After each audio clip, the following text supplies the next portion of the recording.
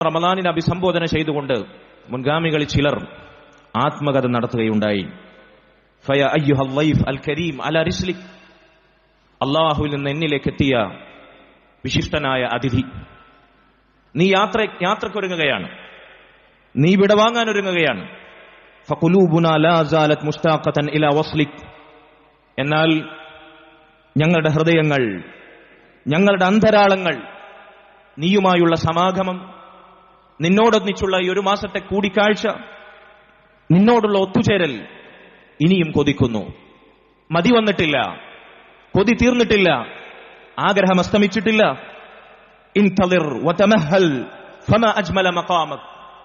അതുകൊണ്ട് എന്റെ പ്രിയ സഹോദര, എന്റെ പ്രിയ അതിഥി, എന്റെ സുഹൃത്ത്, എന്റെ സാർത്ഥവാഹകൻ, വിശിഷ്ടനായ വൈഫുൻ കരീം, നീ അല്പം താമസിക്കൂ, നീ കുറച്ചുകൂടി സാവകാശത്തിൽ പോകൂ, എനിക്ക് വേണ്ടി കാത്തു നിൽക്കൂ.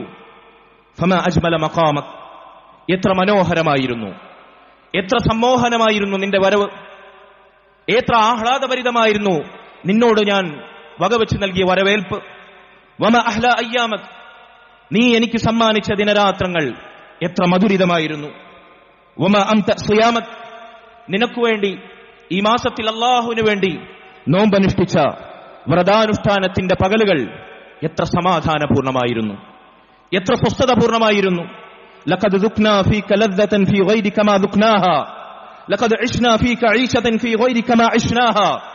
അതെ, നിന്നോടൊന്നിച്ച് ഞങ്ങൾ അനുഭവിച്ച ഈ ആസ്വാദനം, ഈ ഒരു മാസത്തെ കാലത്തെ ആസ്വാദനം, ഭൗതിക സുഖാസ്വാദനങ്ങൾക്ക് പകരം വെക്കാനില്ലാത്ത മനം കുളിർന്ന ആസ്വാദനം, അതൊരിക്കലും മറ്റൊരു വേളയും അനുഭവിക്കാൻ സാധിക്കുകയില്ല.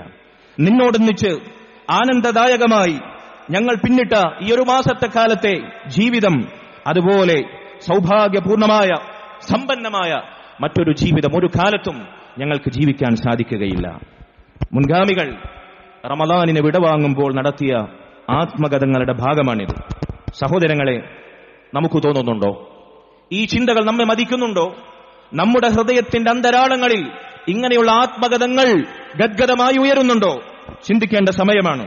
അല്ലാഹു സുബ്ഹാനഹു വ തആല തൗഫീഖ് നൽകുമാറാകട്ടെ.